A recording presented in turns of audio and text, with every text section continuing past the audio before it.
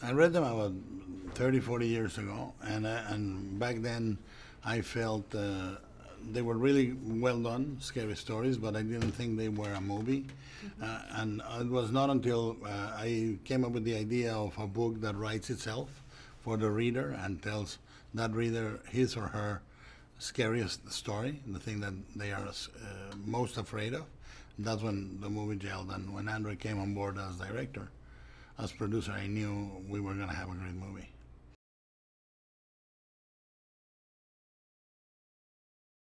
No, we did a voting, sort of an American Idol, and we came with the finalists, and then we tried to attach the finalists to the characters in the movie.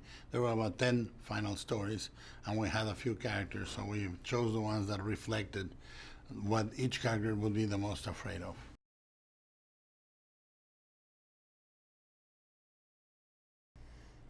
I mean, the Pale Lady is a fascinating creature because she's so benign and so scary at the same time, because you can't really, she's just relentless, but she's also at the same time so frightening in her whole appearance, and she's a very fun creature. Yes.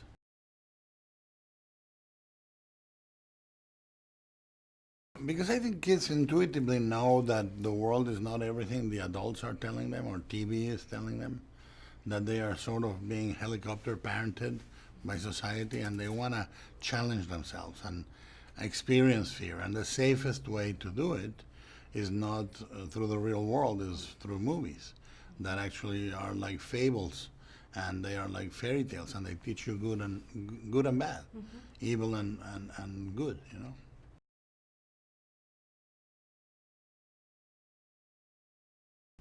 I think Poltergeist was probably the movie that really got to me when I was too young to see it. It was such a scary night with the thunder, and I could relate to that. And I remember sitting listening to the counting of the time between the lightning and the thunder, and then the doll wakes up, and it was just all these freaky moments. For me, the Universal movies, all the monsters, they didn't scare me. I loved them. I thought, oh, they just want to have friends, you know.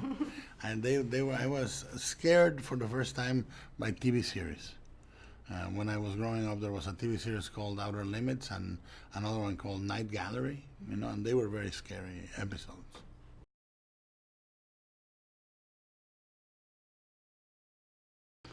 I think that is beyond that. I think it's important to put something in front of the camera that is real, because you have a different sense of presence, you know. And then what we do is we do 80% to 90% physical, and 10% digital, 15% digital, blinking, little gestures, extensions. You know, in the case of Jangly Man, twisting the body a little more. But don't you think it was nice to have something there? Oh, yeah.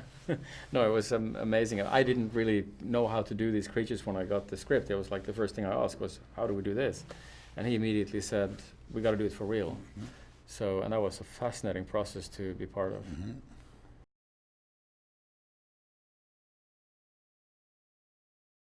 I mean, I think it's a communal experience of watching a horror movie together is something amazing. And I think that it's that safety of the environment against the intensity of the scares and the fright that you're supposed to feel, hopefully.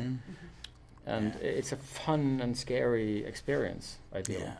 The great thing about this movie, I feel, when we screen it, every time we have screened it, is there are two types of horror movies. The ones that scare you quiet, you know, like they're so shocking, so brutal, so overpowering that you go into silence. And the other ones, which are the fun movies, where you're yelling, oh no, get out of there, oh come on. This is one of those.